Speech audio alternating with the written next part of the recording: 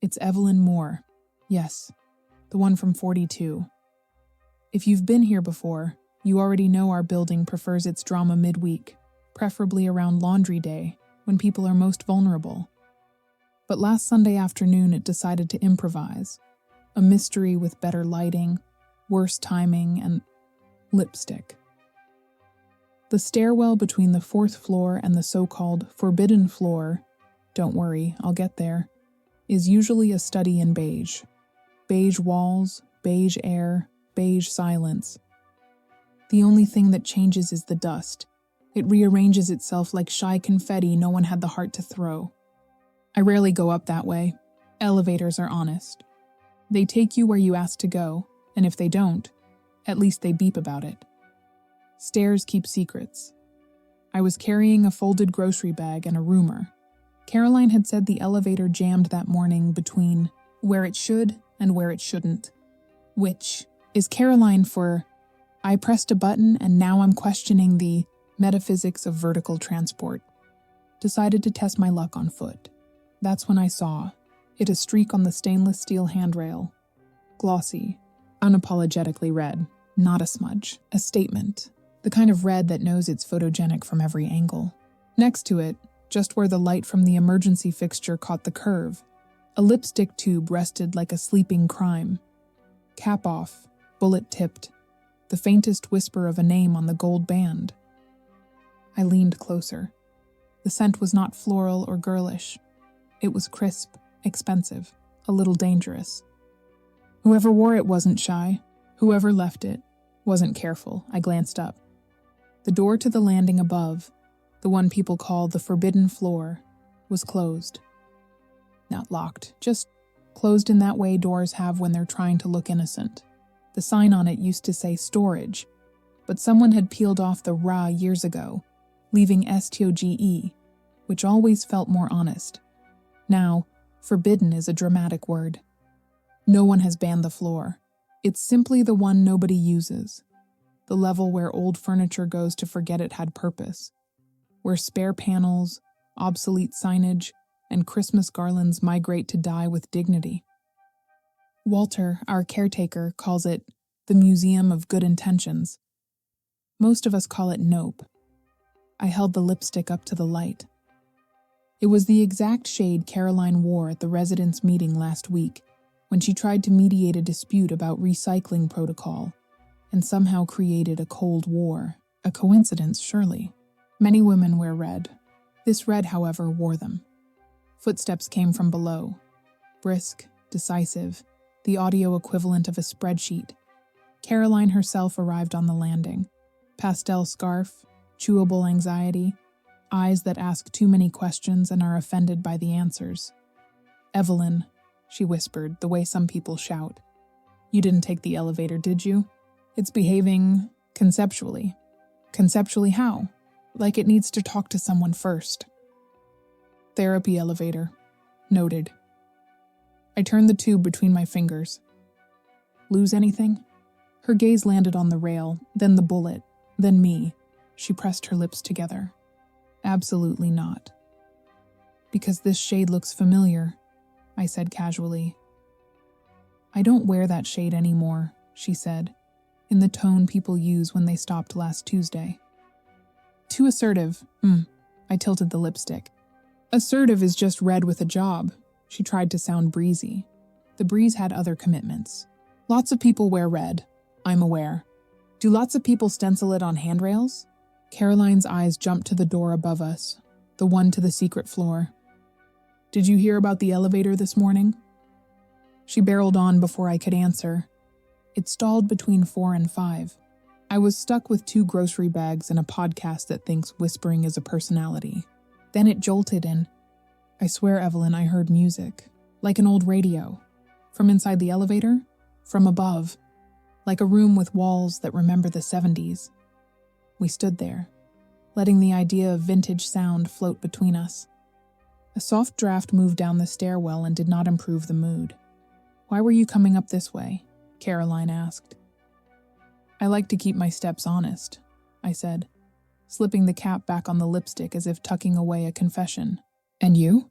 I'm avoiding the conceptually unstable elevator. Fair. She folded her arms so tightly, the scarf considered a career change. Okay, just say it.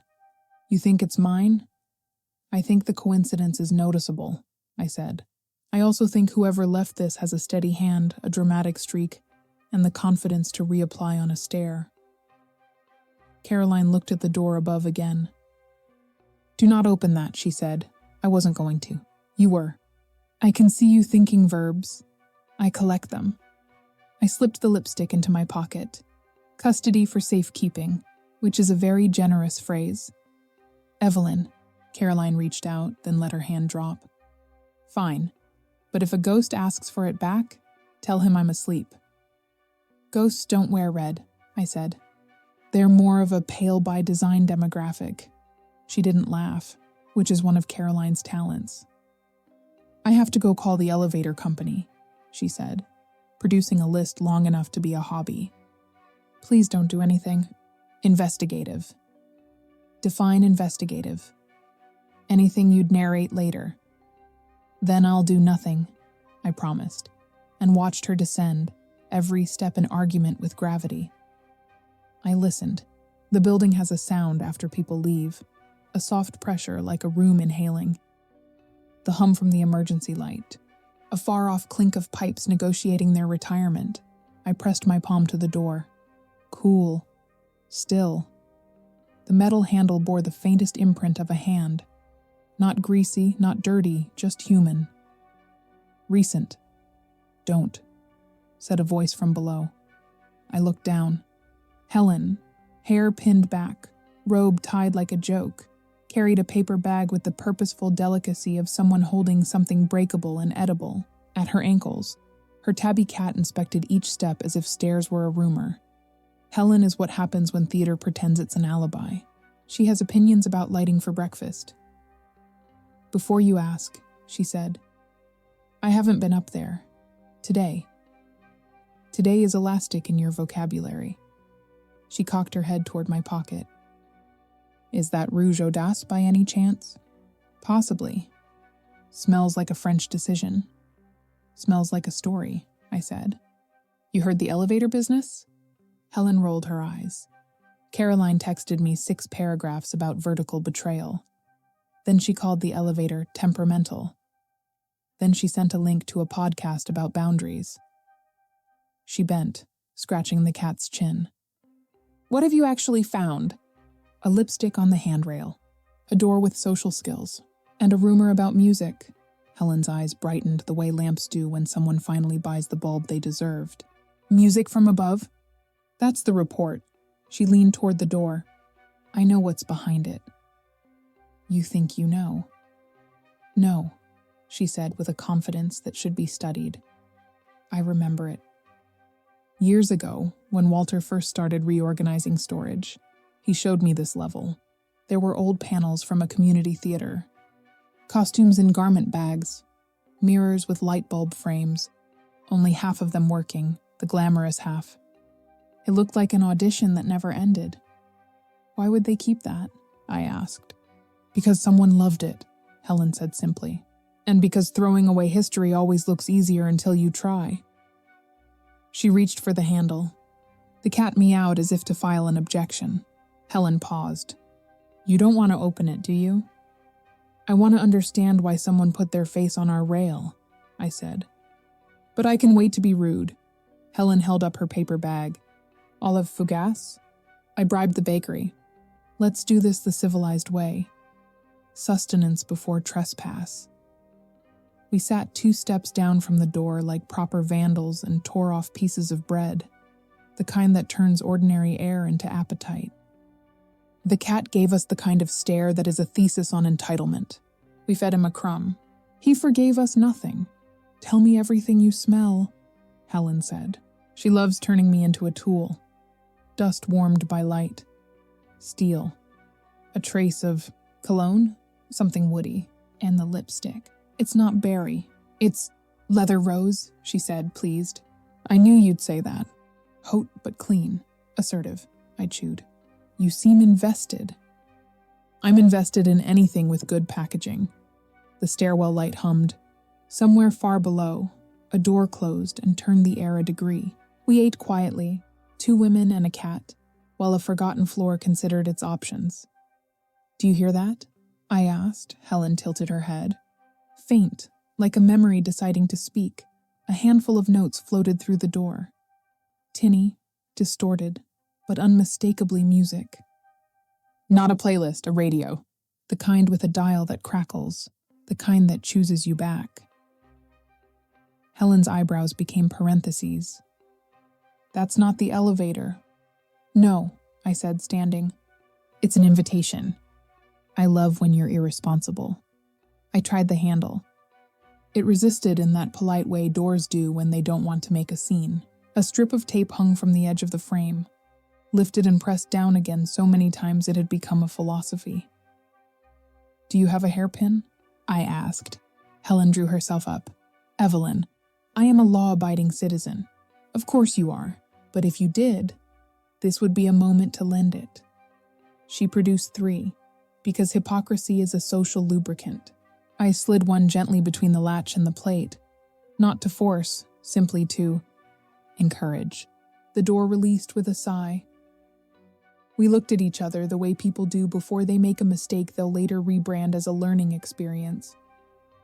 The cat yawned. I pushed the door open an inch. A ribbon of cool air kissed our ankles. The smell of dust grew articulate. I opened it wider. A narrow corridor stretched ahead. Low ceiling, exposed conduit, walls scuffed by the memory of boxes. On the left, a half-open rolling rack sagged with garment bags in shades of former glamour: burgundy velvet, faded navy, a tragic gold. A vanity mirror leaned against the wall, its bulbs like old teeth, some missing, some loyal. On a utility cart, a stack of playbills curled at the corners. The top one read, "The Winter Parlor Community Players," with a line drawing of a woman holding a candlestick. The woman looked suspiciously like someone who had opinions about neighbors. Helen clasped her hands, delighted. "Oh look, it's my personality in storage." The radio, somewhere deeper in, whispered through the static. A love song that had forgotten it was one. And on the concrete floor, faint but present, a constellation of heel prints. Not many. Not recent, but enough to say, someone visits, someone remembers, someone rehearses when no one is watching. I turned to Helen. "We should..." The door at the far end of the corridor clicked. We both froze. The click wasn't loud. It was the kind of sound that expects to be ignored. A latch, a switch, a decision, then a soft drag, like a box being nudged, like fabric choosing a new opinion. "Walter?" Helen called too brightly. No answer. The radio didn't care about our narrative. I stepped forward. Helen did not step, but somehow hovered beside me. The cat trotted in with the confidence of a creature whose ancestors invented worship. We reached the corner.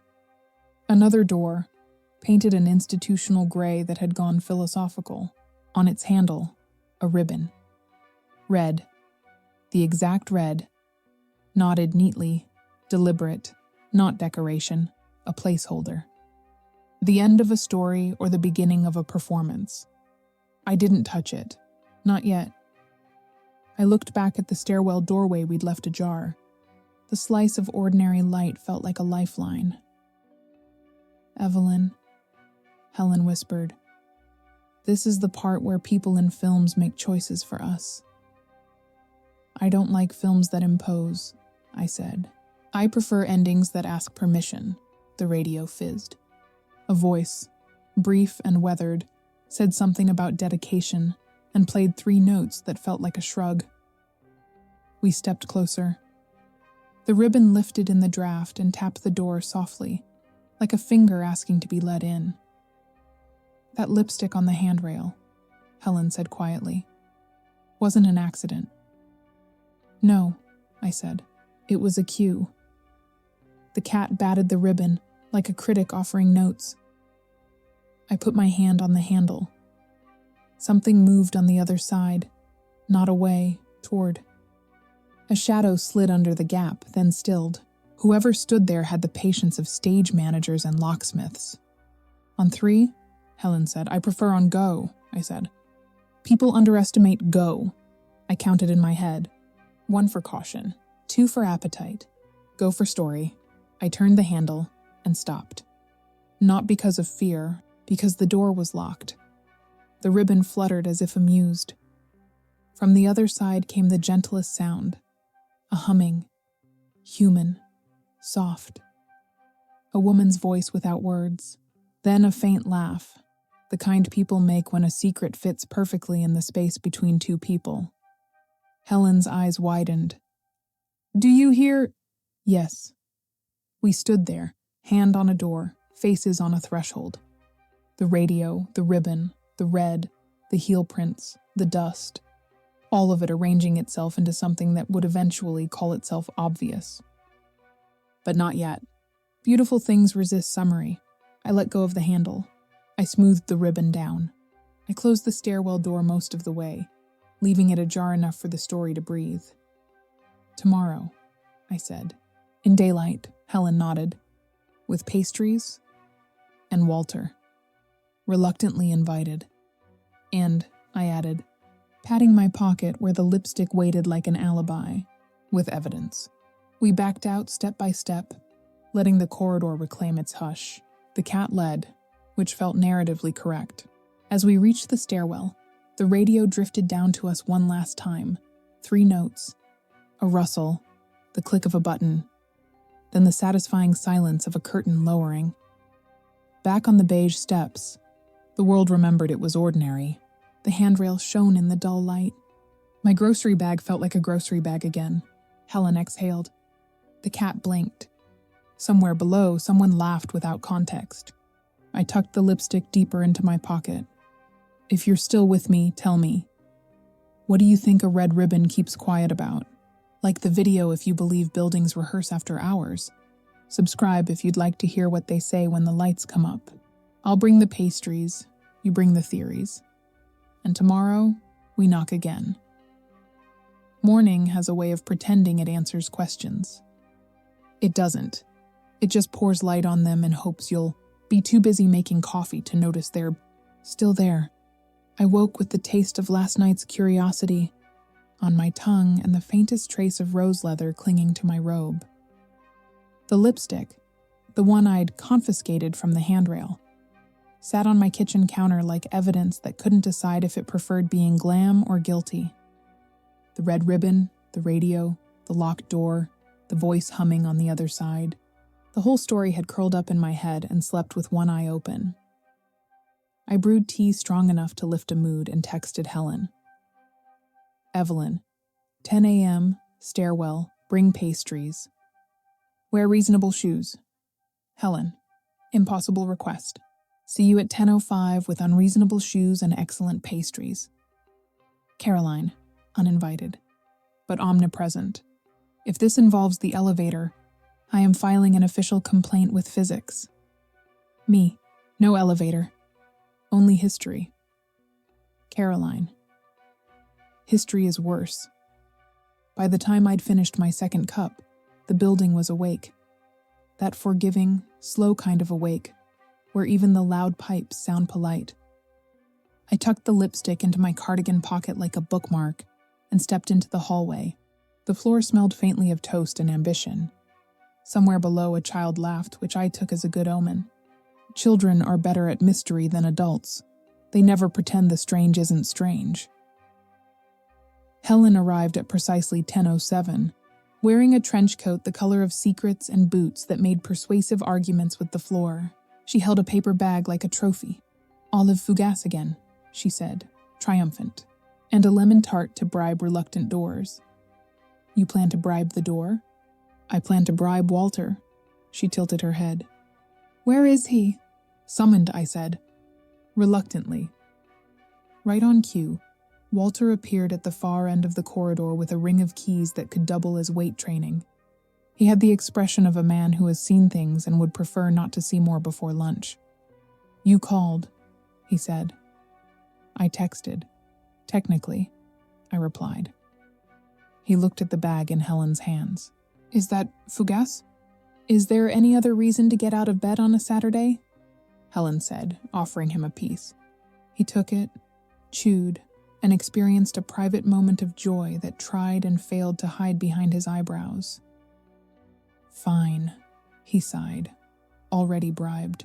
Show me your problem. We took the stairs together, quiet at first, because there's a kind of quiet that lets the building speak.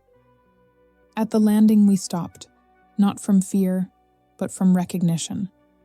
The stairwell was exactly as we'd left it, beige, humming, pretending to be boring. The handrail had been wiped clean. My little red evidence was the only crimson left. I set the lipstick on the rail for a second. The light caught it the same way. Something about that pleased me, as if the story appreciated continuity. Walter rubbed his palms on his work pants. Before we begin, I will remind you of 2 things. 1. No trespassing signs do not need to be printed to exist. 2.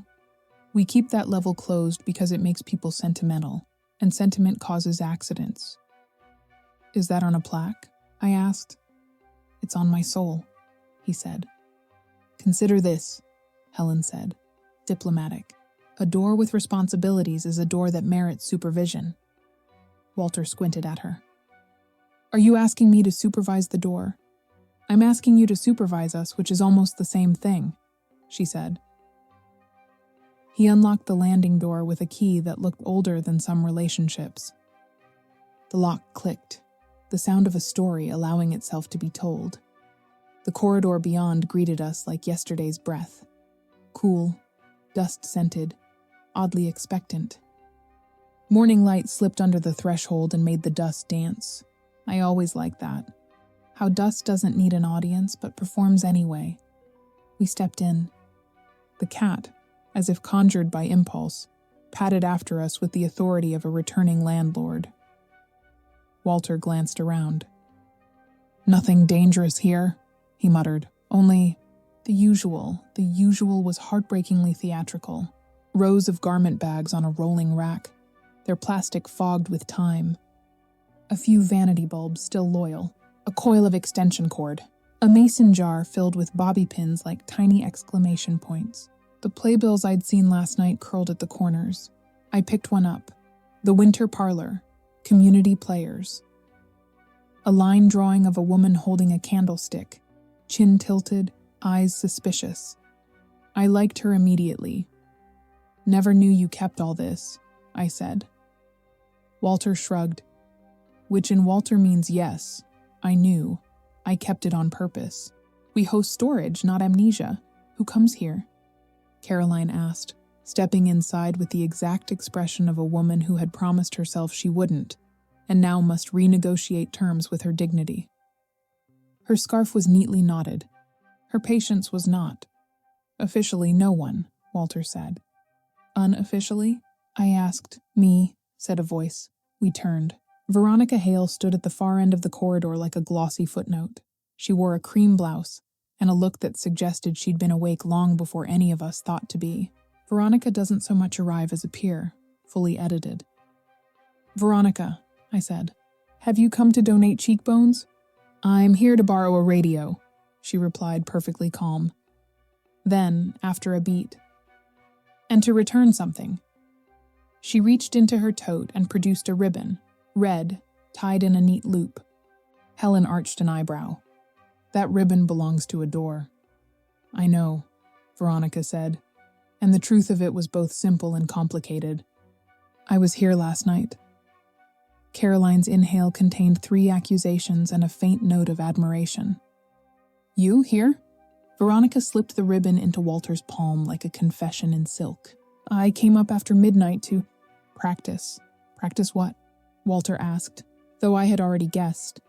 Veronica looked toward the vanity mirror with its half-alive bulbs. Lines, she said softly, from the Winter Parlor. The radio on the utility cart crackled to life as if cued. A low melody wandered out, fragile and sure, the same one Helen and I had heard through the door. You left the radio on, I said. Perhaps, Veronica said, not sorry and not quite proud. or perhaps it left itself on. It has taste. Caroline took 2 theatrical steps forward. And the lipstick? The handrail? Veronica's mouth curved. That wasn't mine. Of course it wasn't, Caroline said dryly. Lipstick never belongs to anyone when it misbehaves. I wear a softer red, Veronica continued. This one is bolder, bossier. She lifted her chin at me. Rouge audace? Leather rose, I said. Assertive, she nodded, satisfied. Not my mood. Walter jingled his keys. This is all very charming, he said, which from him meant I am dangerously close to being charmed. But we can't have people rehearsing in storage. Why not? Helen asked too brightly. It's safer than rehearsing in kitchens. Fewer knives. That's not the policy, Walter said. Then perhaps the policy wants a croissant, Helen said, extracting one from the bag with a flourish. Walter closed his eyes briefly in the prayer of a man losing an argument to butter. This isn't about pastries. It is always at least partly about pastries, I said. But fine, let's ask a different question. If Veronica wasn't the handrail culprit, who was? As if we'd said a magic word. Clink. Something small fell from a garment bag and pinged onto the concrete near my shoe. I crouched and picked it up. A lipstick cap. Gold. The same brand as the tube in my pocket. Ah, I said. Everyone watched as I reached into my cardigan, pulled out the lipstick from last night and pressed the cap on. The click was obscenely satisfying, like when a puzzle piece decides to be obvious. I turned it in my hand. Whoever left this was here. And recently, Caroline's gaze swung toward the corridor's gray door, the one that had been tied with a red ribbon like a promise. That room, she said, soft as resolve. Walter frowned. What room? The locked one, I said, with the ribbon on the handle. Someone was in there last night. Walter's face arranged itself into resistant geology. No one has a key to that room. Then it must open itself for company, I said. He hesitated. A brief war between protocol and pragmatism. Then he picked through his ring and chose a key so small I wondered if it had opinions about identity. He fitted to the lock. It did not fit. He tried another. Nothing. Another. The sound of failure tried to look professional. I told you, he said. No key. Keys are only one strategy, Helen said. Has anyone tried polite insistence? That's not a tool, Walter said. It is, I said, but it works better on people than doors. I knocked. 3 light taps, the universal rhythm of, we mean no harm, but we're stubborn. We listened. The radio hushed itself, as if to hear an answer. For a moment, nothing. Then the faintest drag, like fabric rethinking itself. A soft thud, then a whisper of a laugh. The door did not open. Is there another way in? I asked Walter. There's a maintenance hatch at the end of the corridor, he said reluctantly. It's for conduit access, not for humans. Humans are conduit, Helen said, waving a pastry like a wand. We conduct secrets. Walter pinched the bridge of his nose. I'm going to regret this, he said, which is one of my favorite permissions.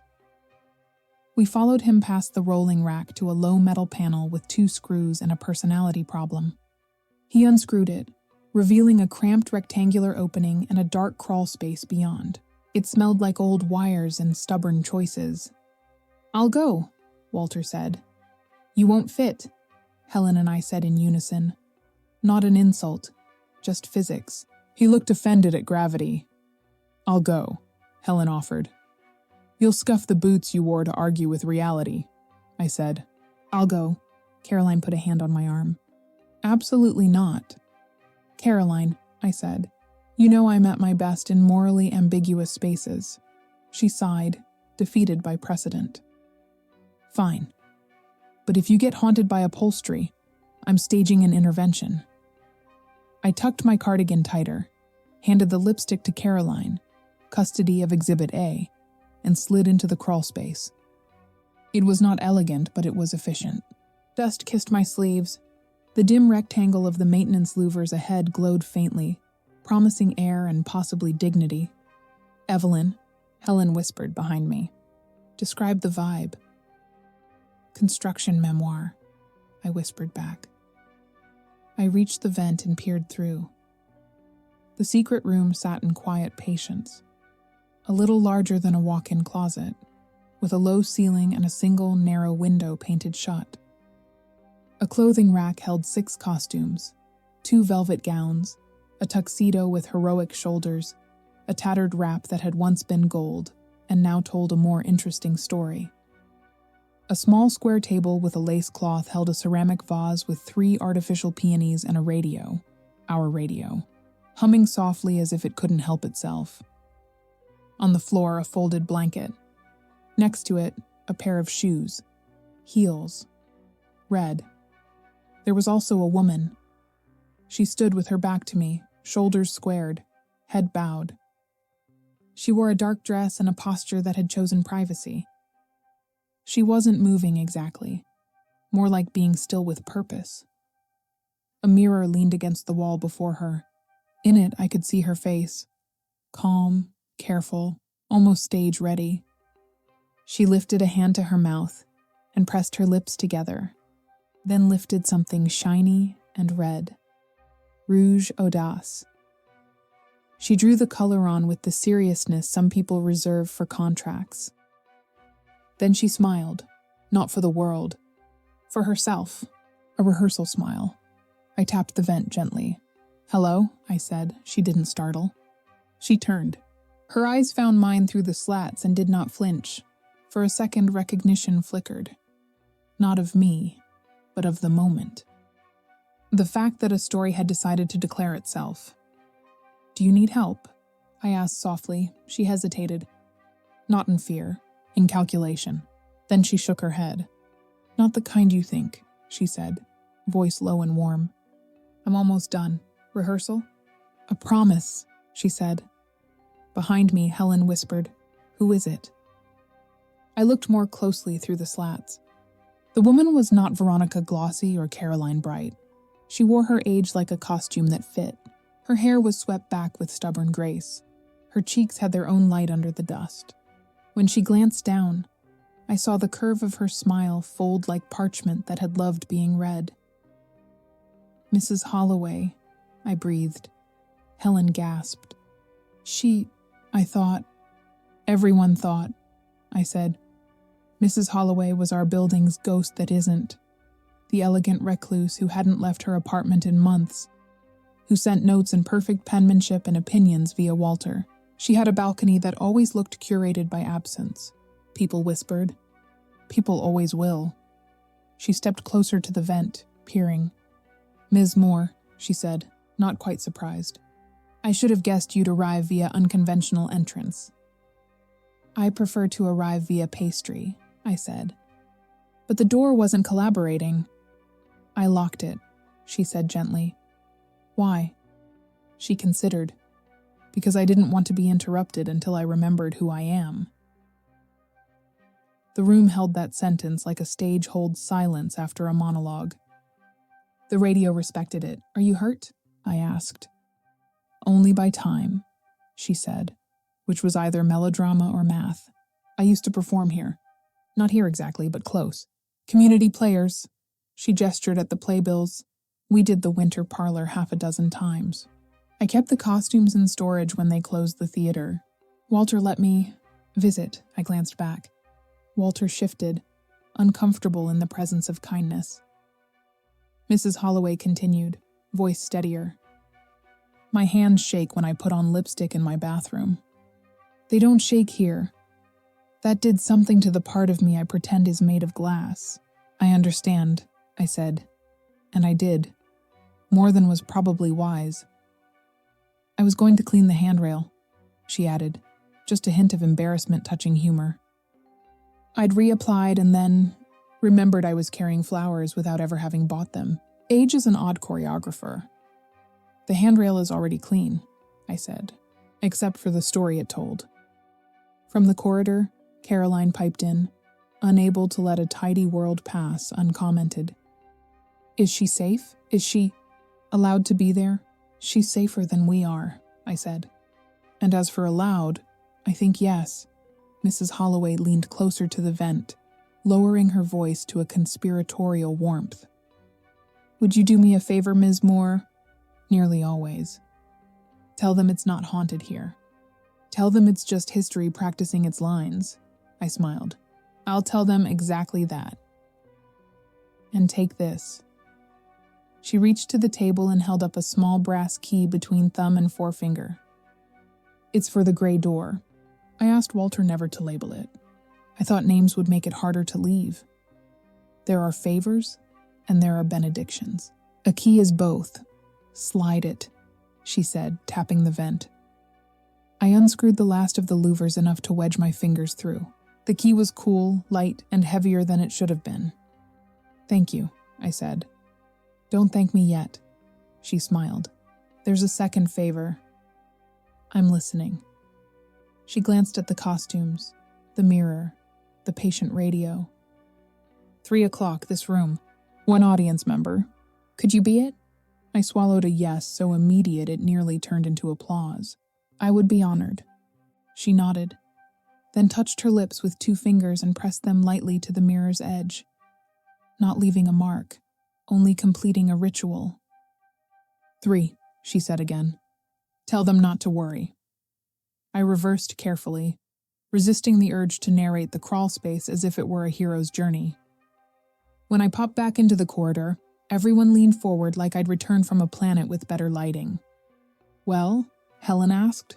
She's fine, I said. She's better than fine. Who is she? Caroline demanded.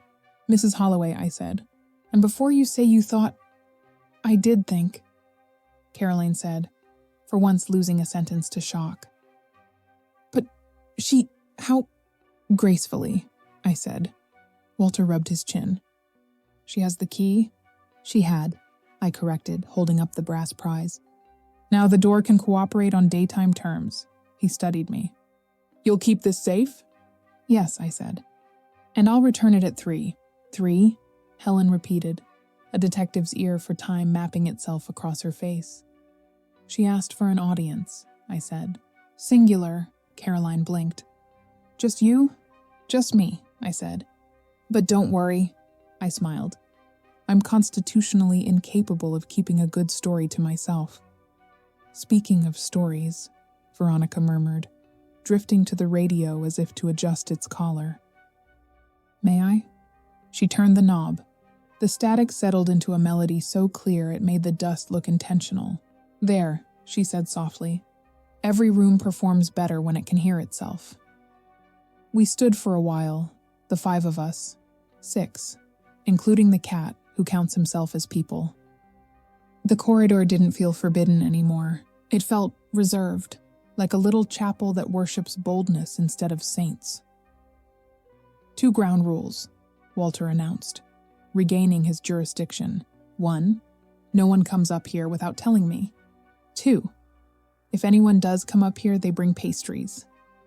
Reasonable, Helen said, offering him another slice. 3rd rule, I added, if you find lipstick on the handrail, assume it's a love letter to muscle memory. Caroline exhaled in a way that admitted she wasn't entirely opposed to romantic metaphors, provided they did not impact the elevator schedule. Fine, she said, but if anything else hums through my ceiling at 3 in the morning, I'm moving to a lighthouse. We started back down the stairwell, slower than we'd come up. Morning had turned to that friendly slice of afternoon that forgives everything. At the landing, I paused. The handrail looked impossibly polished. I set the capped lipstick on it one last time, not as evidence but as a placeholder, and slipped it into my pocket again. Will you tell your viewers? Helen asked lightly as we descended. About today? I'll tell them everything that's mine to tell, I said. And a little of what isn't, disguised with better lighting. Caroline groaned. That means yes. Back in my apartment, I wrote a single line on a sticky note and stuck it to my kettle. 3 p.m. Remember to be kind to silence. Then I checked the building chat. which was already a poem of misinterpretations. Brian. If anyone sees a cat near the third-floor vending machine, that's mine, Cheryl. Does anyone else hear vintage music? Asking for a haunted friend. Veronica. Not haunted, tasteful. Caroline. Elevator back to normal. I have filed a stern look with management. Helen. Does anyone have a hairpin? Asking for a law-abiding citizen. I laughed, out loud and alone, which is my favorite audience. The kettle clicked off. The radio inside my head tuned itself to expectancy, and the clock on my wall acquired new gravity. At 2:56, I stood outside the gray door with the small brass key in my palm and a heartbeat that wanted to narrate. The corridor was quieter than before, the kind of quiet that holds space for someone else's courage. I slid the key in. It turned with the confidence of an old habit. The door opened. Hello, I called, not loudly. It's Evelyn. The one from 42. Right on time, came a voice. Warm, amused. Exactly as I'd heard it through the vent. Please, close the door and pretend it's a stage. I did. And for the next 20 minutes, the secret floor was not a secret at all. It was a room where a woman stood up in her own history and remembered every word, and a neighbor had the good sense to listen without fixing a single thing. When it was over, I clapped like applause was a promise. Mrs. Holloway curtsied, a small, perfect crescent of gratitude. She pressed her finger to her lips, one last line of color I already knew the name of, and handed me the red ribbon. For your rail, she said. No, I smiled. For your door, she nodded.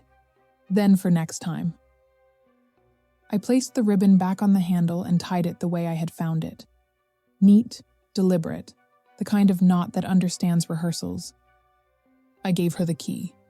She slipped it into a small tin with bobby pins and kept the tin on the table, where memory could find it quickly.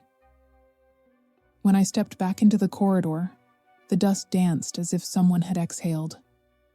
Walter stood by the landing with a mug he'd pretended to stumble upon. Helen leaned against the wall like a benevolent gossip column. Caroline stared at me as if she could extract the narrative by squinting. Well, she asked. Later, I said. Some stories need the exact right words. And today, the right words belong to someone else. Caroline folded her arms but smiled despite herself. Fine, but if the lipstick reappears on the handrail, we're instituting a policy. What kind? Monitored glam, we laughed. I promised tea. Helen promised more pastries. Walter promised to label nothing and keep everything safe. And me? I promised myself I'd tell you the rest, exactly as it deserves to be told. If you're still with me, like this video for rare rooms and honest rehearsals, subscribe if you believe buildings hold their breath whenever we get brave. And in the comments, tell me, have you ever kept a little piece of your past in a quiet place, just to try it on when no one was looking? Tomorrow, perhaps, I'll tell you what Mrs. Holloway performed. For now, I'll leave you with the ribbon and the radio and a handrail that remembers a perfectly drawn mouth. I've always said that every building has its own heartbeat. Ours just happens to skip a little whenever someone remembers a secret after. That afternoon with Mrs. Holloway, the air in our stairwell seemed to hum differently, lighter somehow, as if the walls had exhaled. Even the elevator, notorious for existential delays, began to behave as if politeness could be contagious. I didn't tell anyone exactly what had happened during her performance, not because I didn't want to. Oh, I did, but because there are stories that can't be summarized without flattening their magic. Try describing a waltz to someone who's never heard music. You can explain the steps, but not the sway. That night, while brushing my teeth, I caught myself smiling in the mirror, not at the reflection, but at the memory. Mrs. Holloway standing in her dimly lit room, her voice trembling only on the vowels that carried love. Her final line had been simple. Sometimes you must leave a mark to remind the world you were here. And then she'd blown a kiss. Not to me. Not even to the audience I represented. but to the red lipstick tube on her vanity. The same one I now kept in my kitchen drawer, tucked between the tea bags and the spare batteries. Evidence and relic all at once. The next morning, I woke to the sound of the building chat exploding. Helen. Emergency meeting by the stairwell. Bring curiosity. Caroline. Define emergency. Veronica. Define curiosity. Walter. Define quiet. Helen. Just come. When I arrived, still tying my robe's belt into something resembling structure, the landing looked like a low-budget crime scene powered entirely by caffeine and conjecture. Helen was kneeling near the handrail, snapping photos. Caroline hovered beside her with a cup of coffee so black it could sue for copyright. Walter looked resigned, which was his default setting before 9 a.m. On the metal rail, the same rail that had hosted our first lipstick clue, there was a new mark. This one, however, wasn't lipstick. It was cleaner. Literally. Someone had polished a perfect oval into the brushed metal, like a ghost had wiped away its own evidence. Helen stood and adjusted her glasses. It's gone. What's gone? I asked. The red stain? It's vanished. I blinked. Perhaps it left for artistic reasons. Caroline shot me a look. Evelyn. What? I said, all innocence. Maybe the building's decided to tidy up its mysteries. Walter grunted. I didn't clean it. Then who did? Helen asked, notebook at the ready. That's when the cat appeared again, our unofficial mascot of mischief, strolling down the stairs like it owned the mortgage. Something small and shiny dangled from its mouth. A key, a familiar brass key. Helen gasped. He's got the Holloway key. Caroline nearly spilled her coffee. How does a cat have access? Same way we all do, I said. Curiosity. Walter bent to retrieve the key, but the cat, sensing drama, darted past him, down another flight, and into the corridor near apartment 204. I followed. The hallway smelled faintly of baking sugar and regret. Caroline's apartment was just opposite. We stopped when the cat pawed at a door. Mrs. Holloway's. Only... The door was slightly ajar. Mrs. Holloway? I called softly. No answer. Walter cleared his throat. She mentioned to me she'd be away a few days. Where? I asked. He hesitated. Didn't say. Just said she'd finally accepted an invitation. Helen's eyes gleamed. A romantic invitation or a dramatic one? Is there a difference? I murmured. We peered inside. The room was neat, too neat. The vanity was empty, except for one item, a small note propped against the mirror. I walked closer, to my neighbors. Thank you for remembering that stories don't end. They simply move rooms. I've gone to see an old friend perform. Don't worry, I took my lipstick with me this time. A H. Caroline exhaled. A-H. Agnes Holloway. Helen clapped her hands together. Oh, that's too perfect. She's fine. I smiled. She's more than fine.